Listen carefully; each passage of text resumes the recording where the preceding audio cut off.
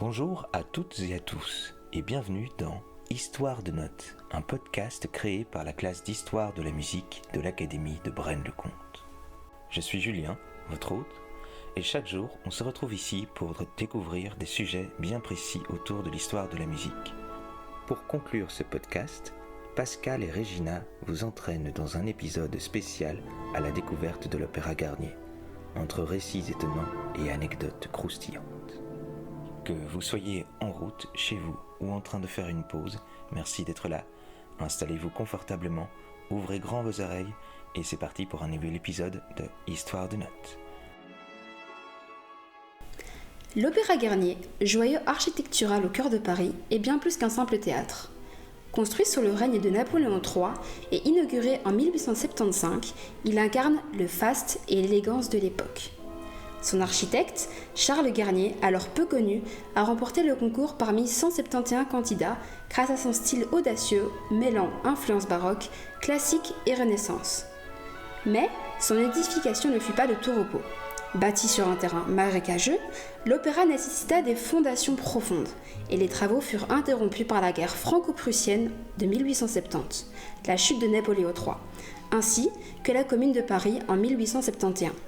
Malgré ces obstacles, le 5 janvier 1875, le théâtre ouvre enfin ses portes sous la Troisième République.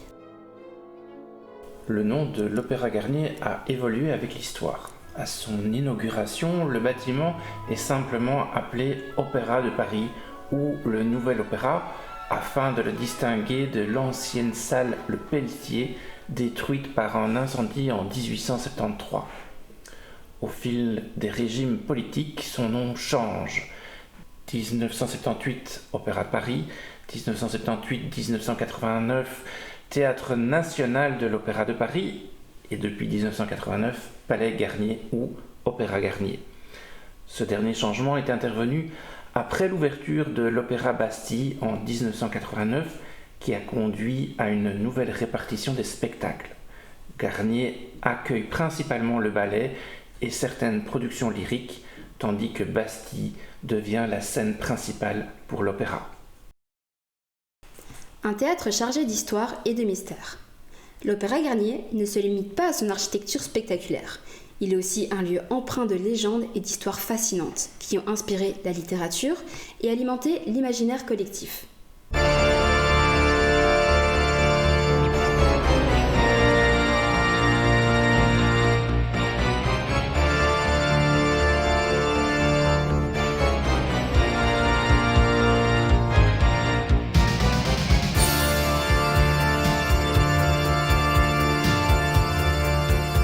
Le fantôme de l'opéra, mythe ou réalité?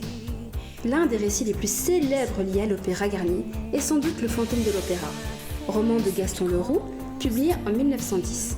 Il raconte l'histoire d'un homme au visage défiguré, vivant dans les souterrains du théâtre, manipulant les événements par amour obsessionnel pour la chanteuse Christine Daae.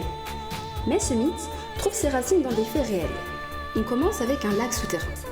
Sous l'Opéra Garnier se trouve une immense citerne d'eau, souvent surnommée lac, conçue pour stabiliser les fondations du bâtiment sur un sol marécageux. Ce décor énigmatique a nourri la légende du fantôme. Il y a ensuite la loge numéro 5. Dans le roman, le fantôme exige que la loge numéro 5 lui soit toujours réservée. Or, cette loge a longtemps été associée à des superstitions, car elle était souvent laissée vide. Enfin, un accident tragique. En 1896, un contrepoids du grand lustre de 7 tonnes se décroche et tue un spectateur.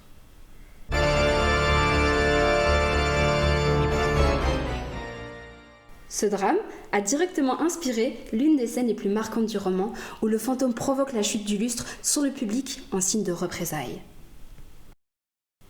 Une architecture unique et des anecdotes étonnantes.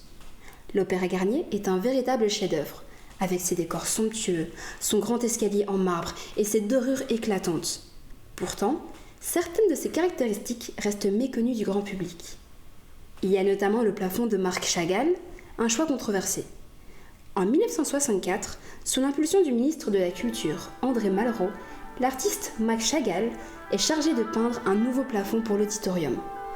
Il réalise une fresque colorée et onirique. rendant hommage aux compositeurs célèbres comme Mozart, Wagner ou Ravel.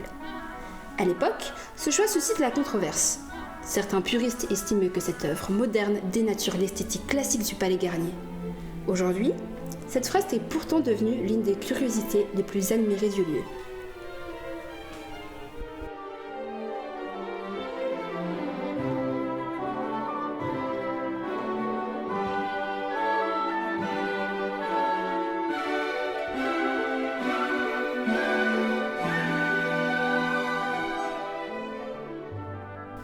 Une autre anecdote est la présence d'une ruche sur le toit de l'opéra.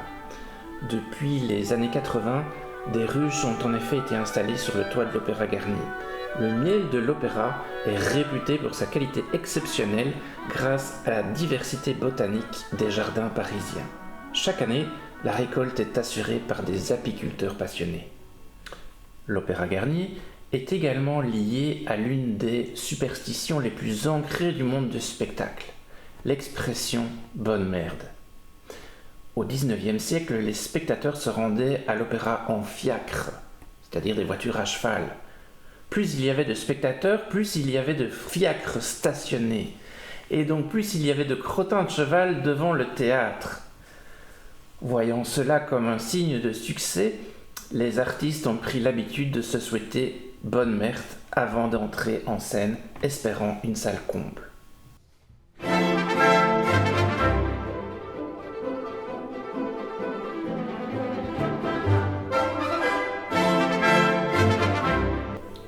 Durant l'occupation, l'Opéra Garnier reste en activité mais sous le contrôle allemand. Les nazis utilisent le théâtre pour organiser des représentations et des événements officiels.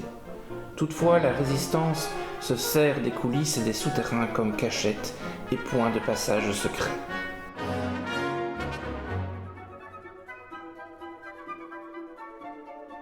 Un monument qui continue d'inspirer.